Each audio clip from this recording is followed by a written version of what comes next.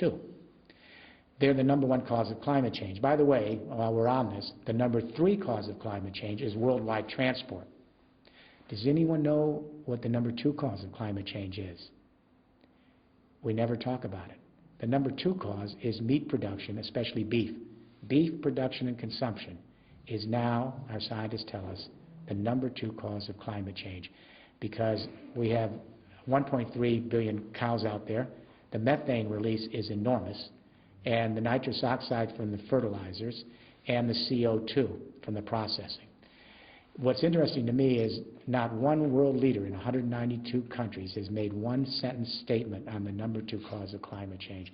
Al Gore, who I deeply respect, has never made a statement that I know of on the #2 cause of climate change. How serious are we?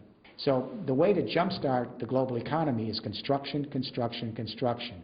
That's when you create millions of jobs. So we're going to have to convert the existing real estate stock all over the world and create new stock that's turned into power plants. Think mainframe computer, then you had your own desktop. Think centralized energies, now you produce your own. That's pillar 2. Then pillar 3. Pillar 3 is we had to raise the question in Brussels, how do we store renewable energy? So unfortunately, the sun isn't always shining. The wind isn't always blowing, and sometimes your water tables are down because of climate drought. You have less hydroelectricity. They're intermittent energies. So we have to think, how do you store these energies so that you have a safe, secure asset?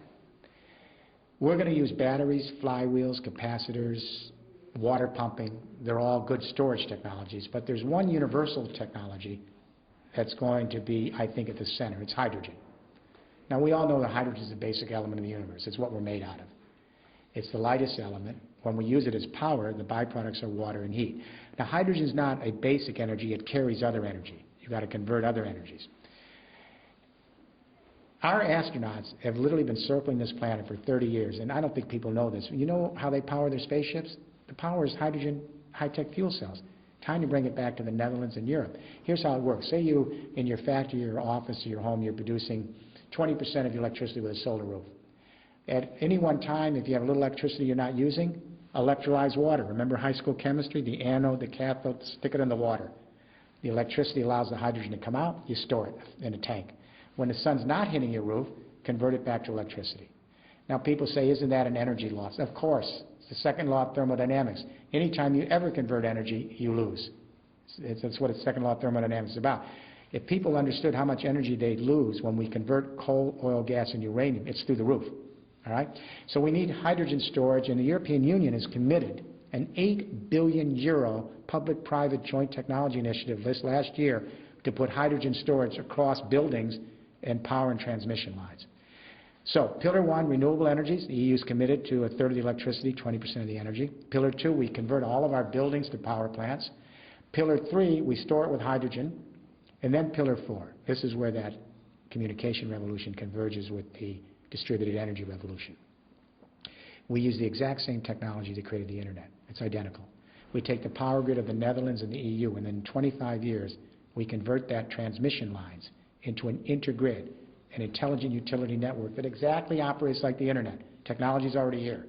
So that, let's say, millions and millions of buildings across Europe are producing just a little bit of their own electricity. If they don't need some of it during peak or off hours, they can store it with hydrogen, like we store digital and media, convert it back to electricity, share it across Europe. Share it across Europe. This is distributed capitalism.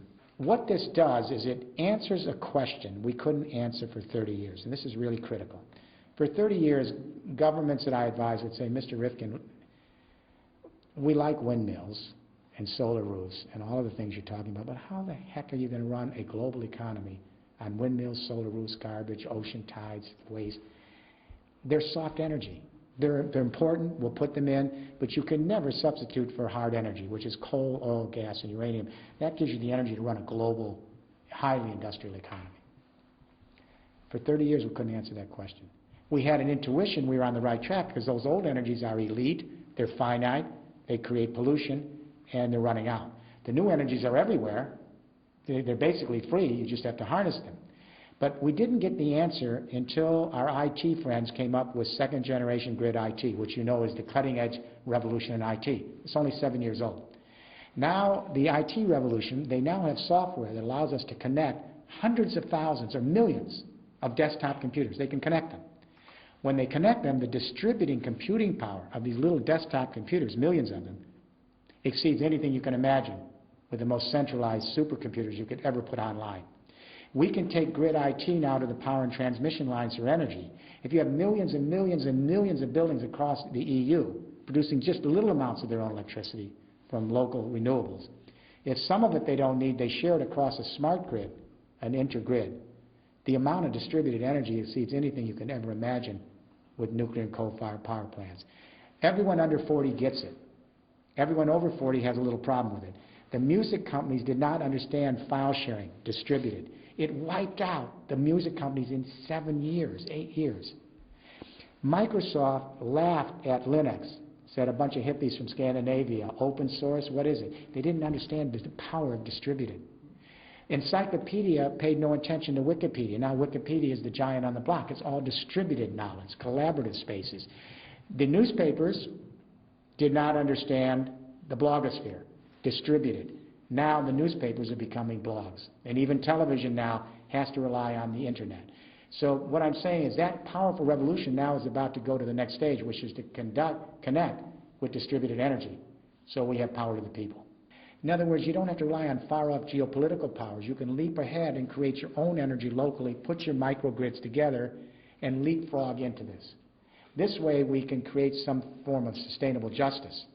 Because the injustice here is that the real beneficiaries of the first and second industrial revolution were the northern industrial countries. The first victims of climate change, because of the nature of the planet, is south of the equator. So everyone's going to Copenhagen saying, what about the developing countries? Well, you have to have an economic game plan that works, that creates new opportunity, and is practical and can be put in place. So what we need to do is we need to begin to move from geopolitics, that's Copenhagen, to biosphere politics after Copenhagen. Geopolitics is everyone's coming to Copenhagen and fighting each other, competing in that old idea that human nature is self-interest, it's me against you, it's win-lose. Geopolitics, post-Westphalia, it's going to fail. Because the reality is we're in one biosphere. We're all interdependent and connected. We all depend on each other for our survival. It is all serves like one big organism, the biosphere. That's not just a metaphor. We have to move from geopolitics to biosphere politics. We have to think as a human species. We have to think as Homo sapiens. We have to create global consciousness if we're going to move this third industrial revolution and create a new civilization, an empathic civilization. It can be done. The Netherlands has an enormous opportunity here, an enormous opportunity, because the Netherlands is going to be the first victim of climate change in Europe, for sure. But secondly, the Netherlands has always been a country that understands how to balance the market and social model, and the dream is quality of life. That's the Netherlands. The Netherlands has always been more advanced than other countries on more tolerance, more openness, more inclusivity, because it began as a great sea power and trading power, so it's much more cosmopolitan. So it has the mental ingredients, it has the challenge of climate change, and it's been fairly far advanced on renewable energies and the new technologies.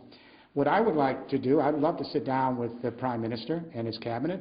I advise many heads of state in Europe, Zapatero in Spain, Chancellor Merkel in Germany. I'd love to sit down with him and our global companies and our Dutch companies and say, how do we create at the Netherlands level and the federal level the kinds of codes, regulations, and standards that would get rid of all the red tape and let this thing move? Then how do we create the financial incentives at the federal level that would allow the regions and metropolitans to move on this third industrial revolution? And the question I would ask the government is, where do you want the Netherlands to be in 20 years? In the sunset energies and industries of a second industrial revolution that's on life support, or in the sunrise energies and industries of a third industrial revolution that gives us a sustainable future? The federal government can clear the way on codes, regulations, and standards, provide incentives, provide direction. The regions can then create their own master plans to lay down these 4 pillars, as we're beginning to do in other regions. Together they create a cooperative partnership, and I think the Netherlands could be a major, major player in advancing the third industrial revolution across the EU and for many reasons across the world. I hope it happens.